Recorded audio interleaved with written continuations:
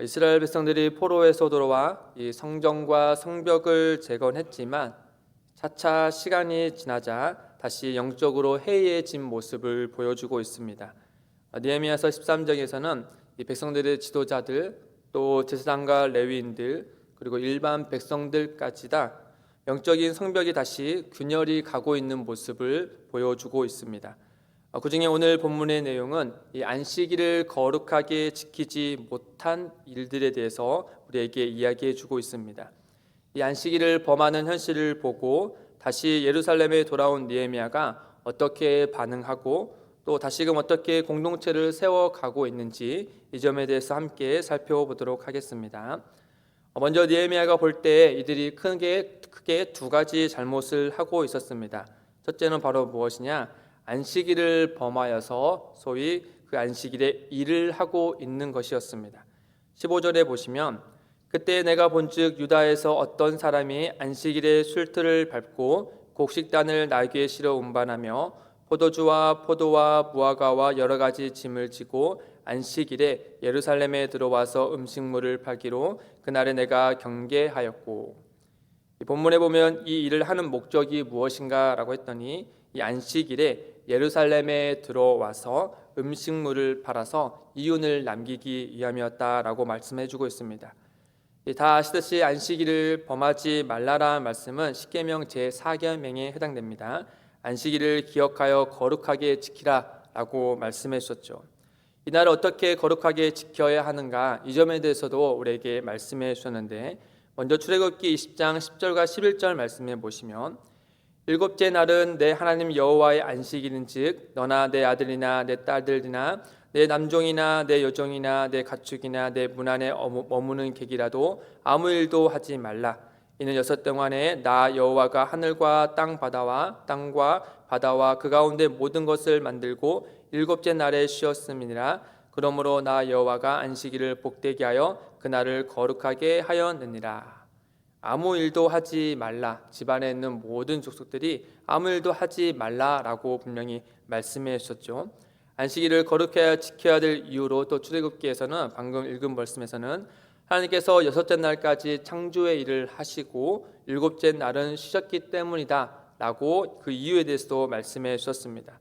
반면에 신명기에서는 그 안식일을 거룩하게 지켜야 될 이유를 다른 이유를 하나 더 말씀해 주셨는데 신명기 5장 15절에 보시면 너는 기억하라 내가 애굽 땅에서 종이 되었더니 내 하나님 여호와가 강한 손과 편팔로 거기서 너를 인도하여 내었나니 그러므로 내 하나님 여호와가 내게 명령하여 안식일을 지키라 하느니라. 바로 하나님께서 애굽 땅에서 구원하신 역사적인 사건을 기억하라라고 말씀해 주고 있는 것이죠. 곧 노예로 있던 이들에게 참된 쉼은 없었지만 이제는 하나님 안에서 참된 쉼을 이룰 수 있게 됐으니 그날을 기억하기 위해서 안식일을 거룩하게 지켜라 라고 말씀해 주었습니다. 저는 하나님께서 제4계명을 말씀하시면서 뒤에 이렇게 부연 설명을 길게 하신 이유는 이스라엘 백성들로 하여금 안식일을 거룩히 지키는 것이 단지 일을 하지 않는 것에 근본적인 목적이 있는 것이 아니라 다른 것에 있다라는 사실을 우리에게 넌지시 알려주고 있는 것입니다. 그 목적은 바로 무엇인가? 이스라엘 백성들에게 안식을 주신 하나님을 기억하라라고 말씀하고 있는 것이죠. 그날을 쉬어서 그날의 쉼을 통하여서 이 날을 왜 쉬는가라고 생각을 하며 하나님께서 우리에게 이와 같은 은혜와 역사를 해주셨구나라는 사실을 기억하라라고 하는 것입니다. 출애굽기에서는 광야에서조차 살 수 있도록 은혜를 베풀어 주신 창조주 하나님을 말해주고 있고 또 신명기에서는 하나님께서 가나안 땅에 들어가서도 살도록 구원해 주신 그 구원주 하나님을 기억하라라고 한 것입니다. 곧 안식일을 구별하여 일을 하지 말라는 것은 우리를 실제로 살게 하시는 하나님을 믿음으로 말미암아 지금껏 살기 위해 행하는 일을 안식일에는 잠시 멈추라라고 한 것입니다. 생명의 주관자 되시는 하나님을 믿는 믿음이 그분의 말씀에 순종하여서 안식일에 일을 하지 않고 거룩히 구별하여 지킬 수 있게 된다라는 점을 알려주고 있는 것이죠. 따라서 오늘 본문의 유다 백성들이 안식일을 범하여 일을 하는 행위는 단지 쉬라고 한 날에 일을 한 것에 있는 그것에 문제가 있는 것이 아니라 보다 근본적인 문제는 그들을 바벨론 포로에서 구원해 주시고 또 그들에게 성전과 성벽을 주심으로 하나님의 크신 능력을 보여주셨음에도 불구하고 하나님을 불신하게 되는 그들의 태도가 문제가 되었다라는 점을 느헤미야가 말하고 있는 것입니다. 더군다나 유다 백성들은 성벽을 완공한 후에 하나님 앞에 이렇게 거룩히 서약을 했었습니다. 10장 31절에 보시면 혹시 이 땅 백성이 안식일에 물품이나 온갖 곡물을 가져다가 팔려고 할지라도 우리가 안식일이나 성일에는 그들에게서 사지 않겠고 일곱째 해마다 땅을 쉬게 하고 모든 빛을 탕감하리라 하였고, 느헤미야는 유다 백성들이 이렇게 서약했음에도 불구하고 빠른 시일에 이 안식일을 범하는 것을 보고 매우 안타까워했을 것입니다. 다음으로 유다 백성들이 잘못한 것은 바로 무엇인가라고 하면 예루살렘 성문 안을 예루살렘을 바로 예배의 장소가 아닌 시장통으로 만든 것에 있습니다.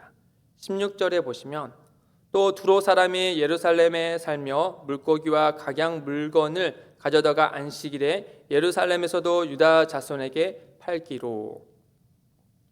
예루살렘에 누가 와서 물고기와 각양 물건을 파는가 했다 보니 바로 두로 사람이라고 나옵니다. 당시에 두로 사람은 무역을 참 잘하는 그런 민족들로 유명했습니다.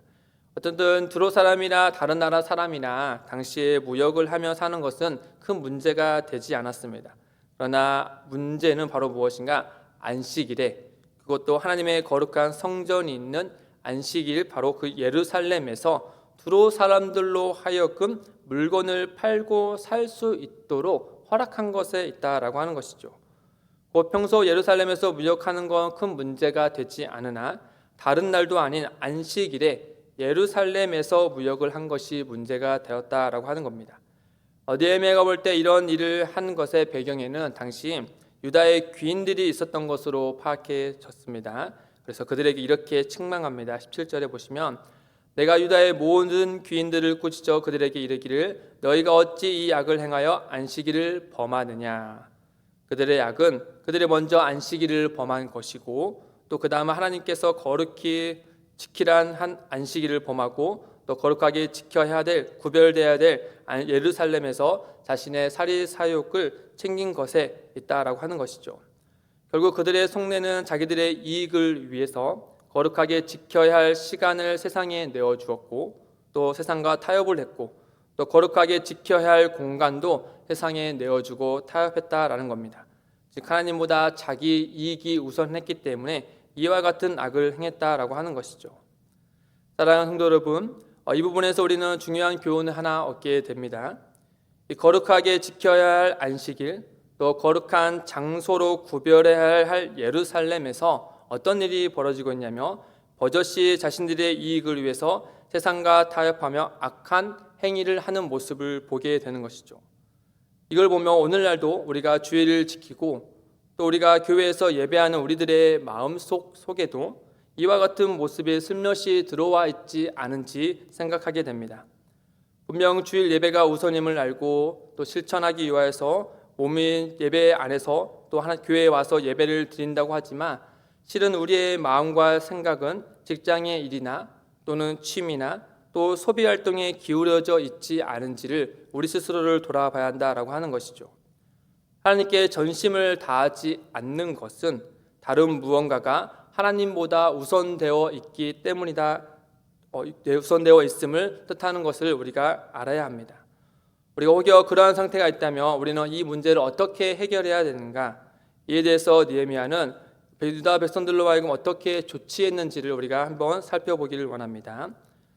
느헤미야가 첫 번째로 조치한 것은 바로 하나님께서 주신 은혜의 역사를 기억하게 하는 것이었습니다. 18절에 보시면 너희 조상들이 이같이 행하지 아니하느냐? 그래서 우리 하나님이 이 모든 재앙을 우리와 이 성읍에 내리신 것이 아니냐? 그럼에도 불구하고 너희가 안식일을 범하여 진노가 이스라엘에게 더욱 심하게 임하도록 하는도다 하고, 느헤미야는 유다 귀인들에게 이르기를 과거 조상들이 하나님의 심판을 면하지 못한 이유가 무엇인지 묻습니다. 마치 역사를 잇는 민족에게는 미래가 없다고 하듯이 유다 백성들의 과거 조상들이 하나님의 말씀에 불순종하여 일어날 심판을 기억할 것을 말씀해 주고 있는 것이죠. 예를 들어 하나님은 예레미야를 통하여서 분명히 이렇게 경고하였습니다.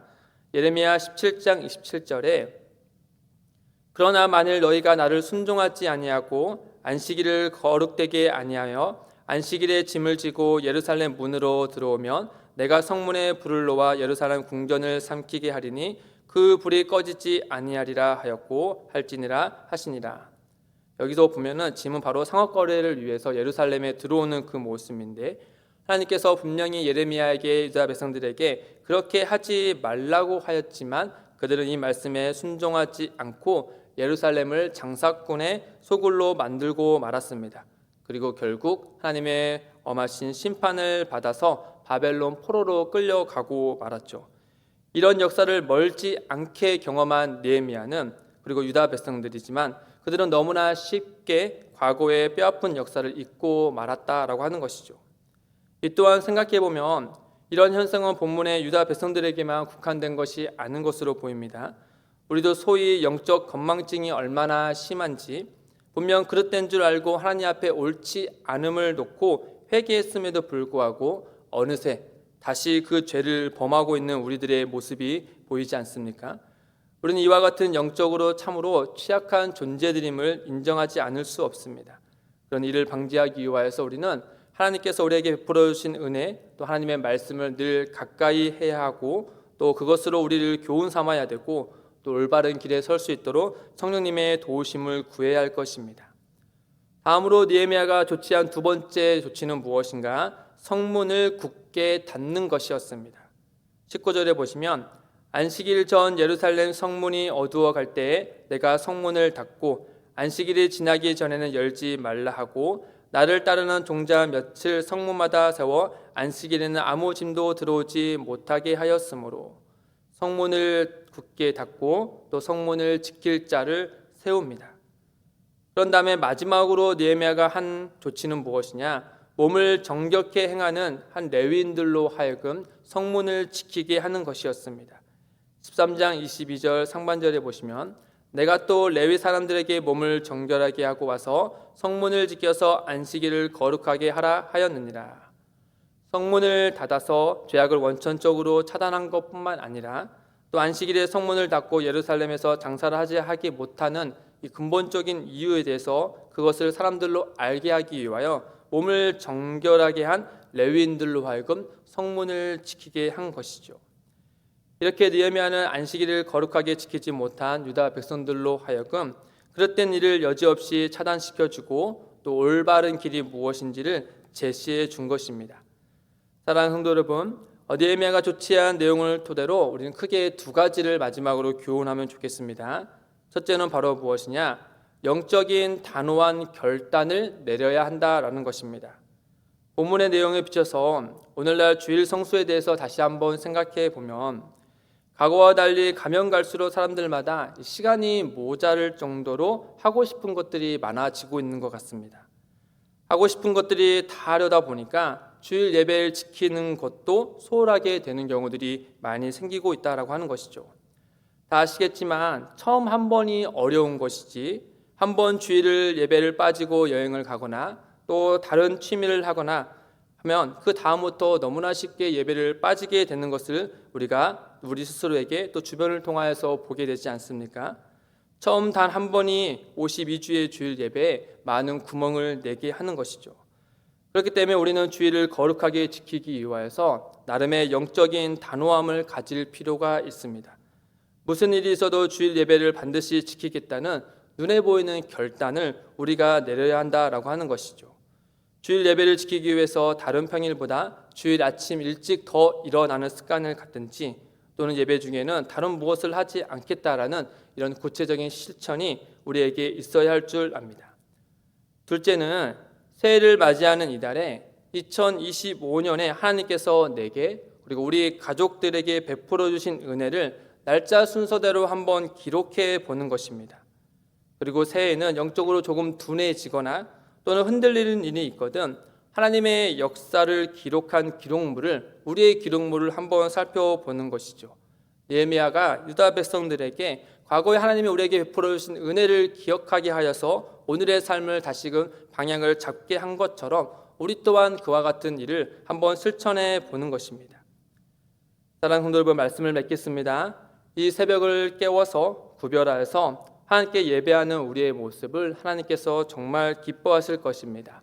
그런 구별과 또 이렇게 시간을 정하여서 하나님께 나오는 이런 귀한 실천의 모습들을 계속해서 해 나가시며 하나님께 영광을 드리시기를 주님의 이름으로 소망드립니다. 함께 말씀